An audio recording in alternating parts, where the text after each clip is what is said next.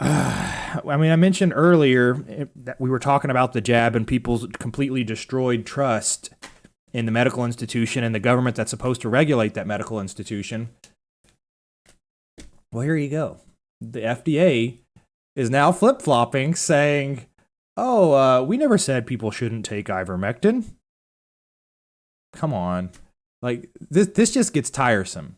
This whole game of I say on a podium, on the news, to the entire nation, whatever. Whether it's vaccines will stop you from getting COVID.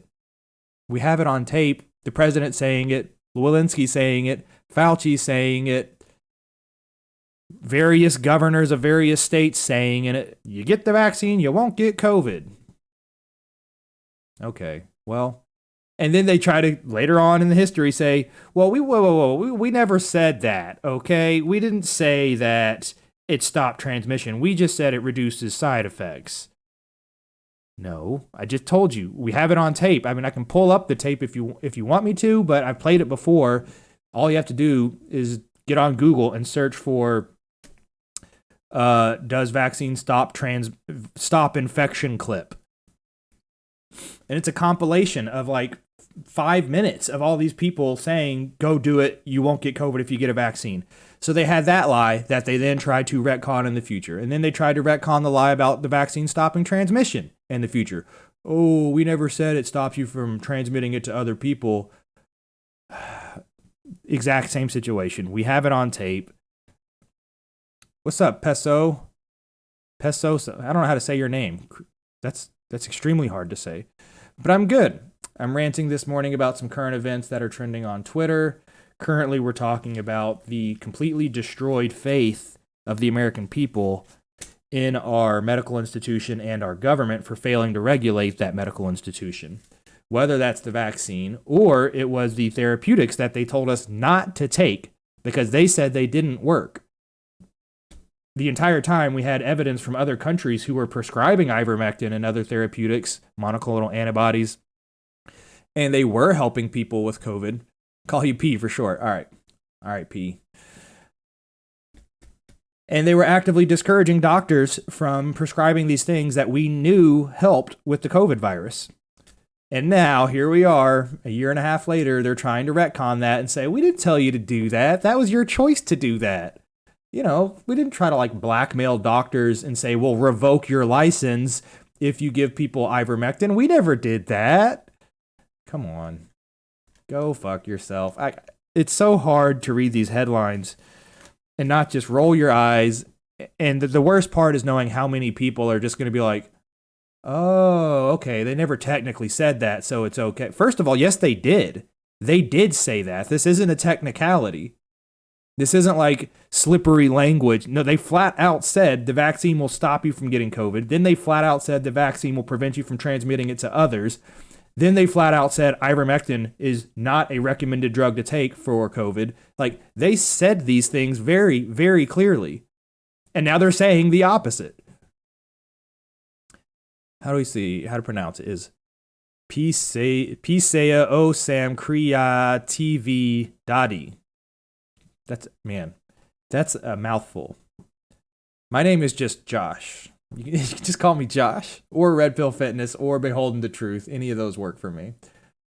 So this is just keeping you guys aware on what the FDA is now trying to go back and change history on. Keep in mind, they also changed the definitions of the word vaccine and they changed the definition of herd immunity so that they could then say, oh, well, we never said vaccines were meant to actually prohibit you from getting the medical ailment.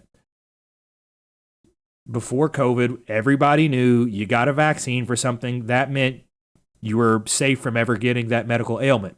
You get the polio vaccine, you never get COVID, or you never get polio. You never get a partial case of polio. You don't get polio, but with less side effects. So they said the same thing with herd immunity.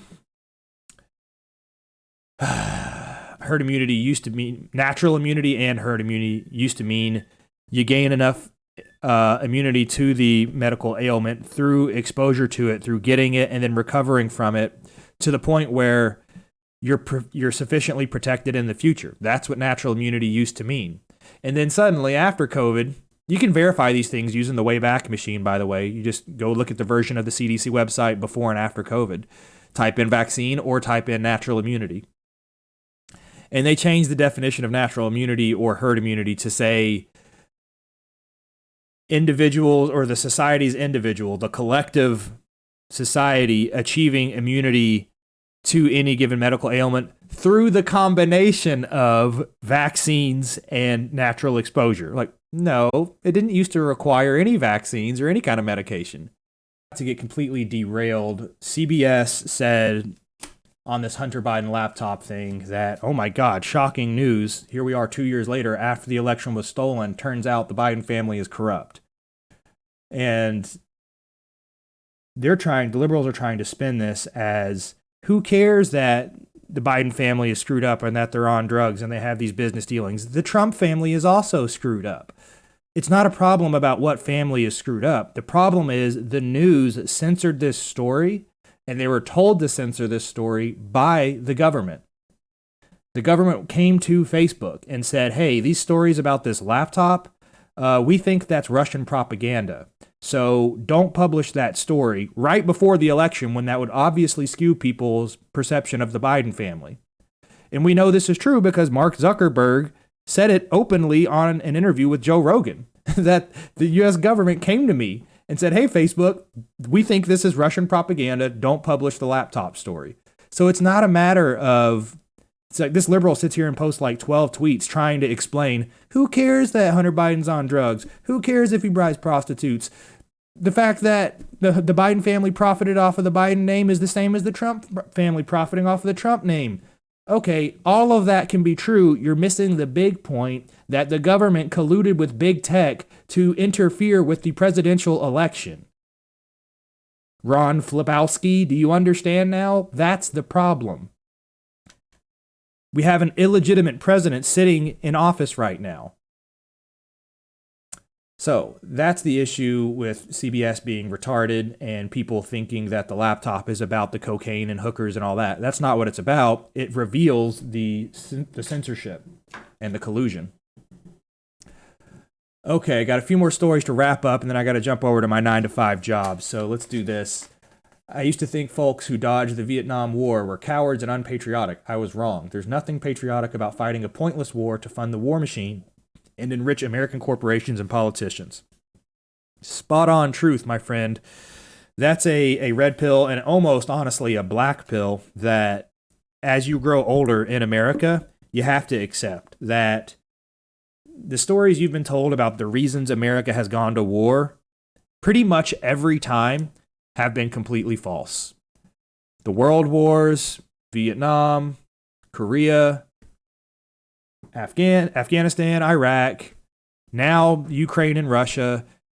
The narrative that is sold to you in terms of why we have to get involved and defend democracy or be the world police or all this other crap, it has nothing to do with defending democracy or saving lives or protecting freedom. Nothing to do with that. The military-industrial complex is essentially a welfare system to keep many American citizens employed with decent-paying jobs, but also in a position of power in the globe. We have a strong military. People are intimidated by us. It allows us to bully other countries using our dominance with the having the world reserve currency. It's all a power play. We stay in a perpetual war somewhere in the world to show that we are powerful and help keep a lot of our citizens employed. It's awful. I'm telling you what the facts are. I'm giving you the black pill on the realities behind what our military is all about. And it makes me very sad because I am a patriot. I love America and what it stands for. But the way we concentrate our military should be on defensive purposes. We should be fortifying our border and creating all the defensive military and arsenal that we need in case something does happen. But that would change the fundamental income stream and the economy of the United States. So that's why we don't do it. Yeah, the cheap oil is a part of the economy that we milk out of all of these wars. This is where I live, Portland. So for you guys who are not from the States or not from Oregon, Portland is a highly liberal city. It's the equivalent of like San Francisco or Los Angeles or New York City. And the state of things in Portland are so bad because we continue to elect liberal leaders who don't enforce crime, who have legalized all drugs, who allow shoplifting and all this other stuff, rampant homelessness and drug addiction. And so, me whispering to a Starbucks employee, someone took a venti poop on the floor. Because that's what Portland Starbucks are like nowadays. That's honestly what Portland, not just Starbucks, but many places are like.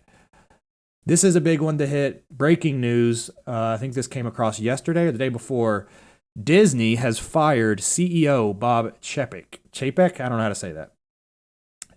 But the reason this is important is because he was a big proponent of the critical race theory, of gender ideology, all the trans movement, all the Marxist idea of putting whites against blacks, men against women, adults against children at this point.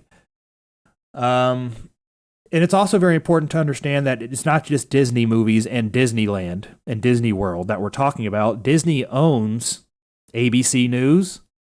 Disney owns ESPN. They own somebody else who's really influential. I can't remember too. But you're talking about your flagship sports organizations, a news channel, and many other TV channels as well. So whoever is steering the colossal ship of Disney, if they have this race-baiting, gender destruction worldview, the Jewish worldview, we can't allow that. That's got to go. That person needs to be out of office. He doesn't need to be driving one of the largest societal messaging platforms in the United States. So this is a big win. However, we just need to watch who they put in place of this. That's going to be very important because I forgot what the exact saying is, but you should always be wary of who the person in charge is, but you should be more wary of who's going to be replacing them. Because we could get somebody who is even worse, but maybe with more makeup on.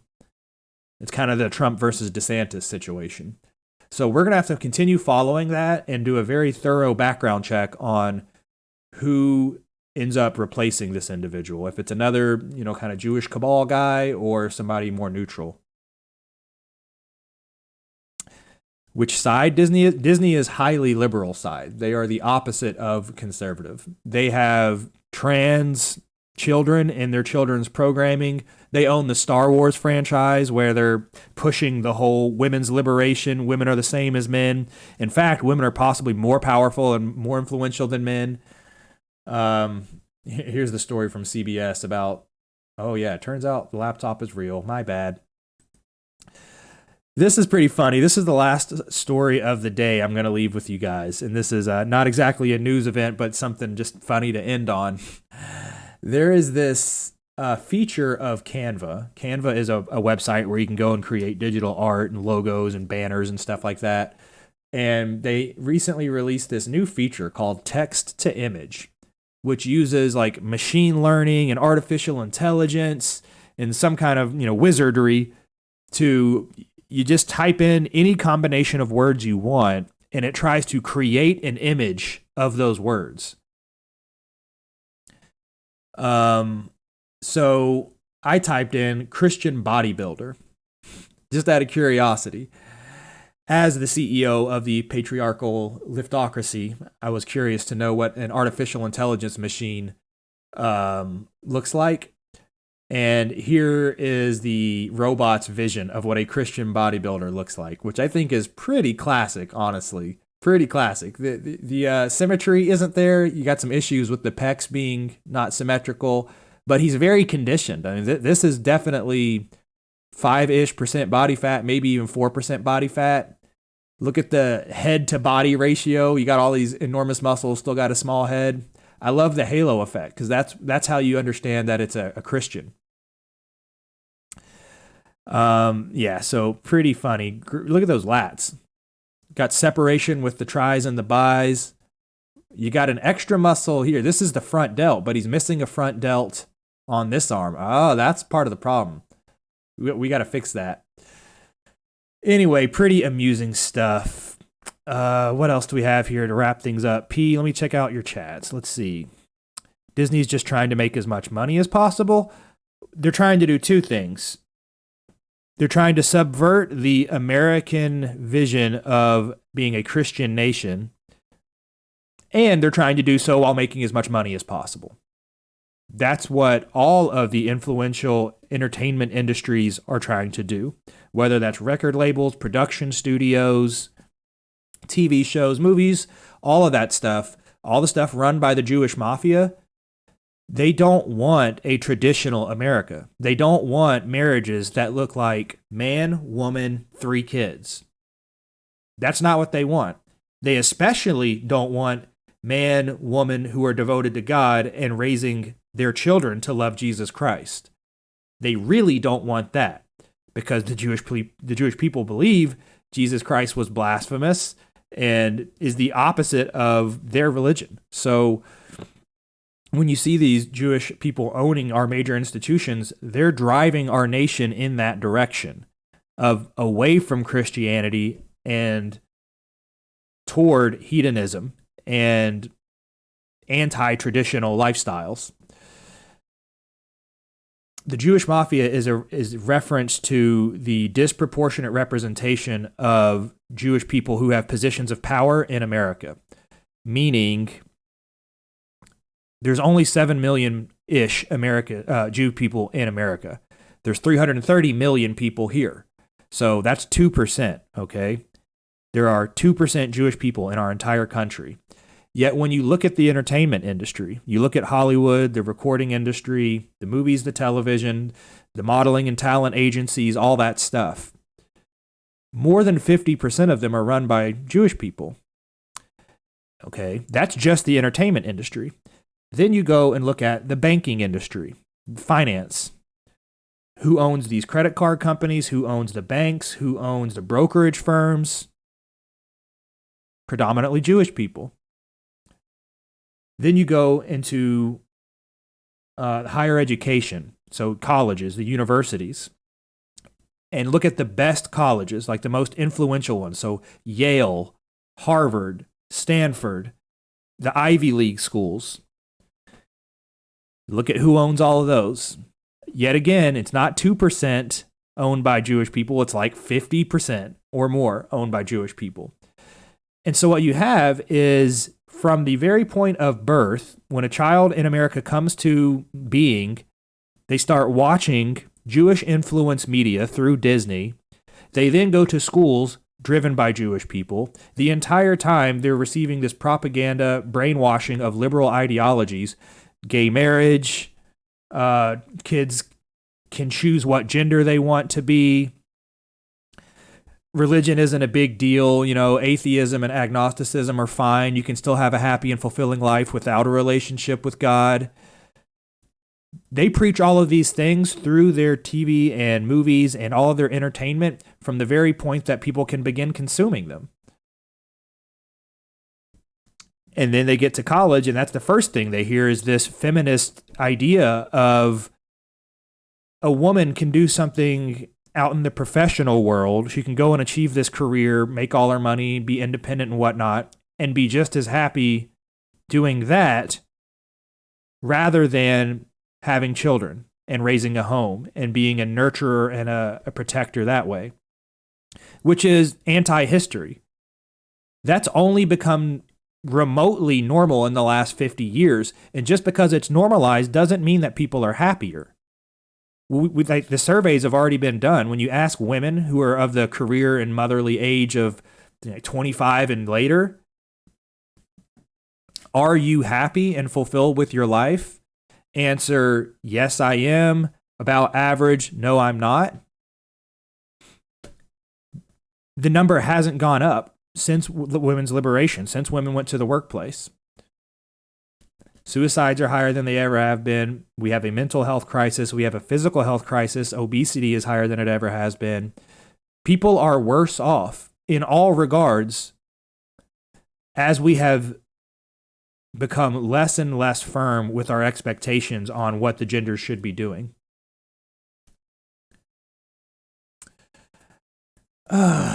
All right, that's I think that's gonna do it for this morning. Got to wrap things up, jump into my 9 to 5, get the bacon brought home for me and my dog. P, it was good talking to you. Thanks for hanging out with me. Hope you guys enjoyed this episode. As always, I had a great time. I'll talk to you again soon.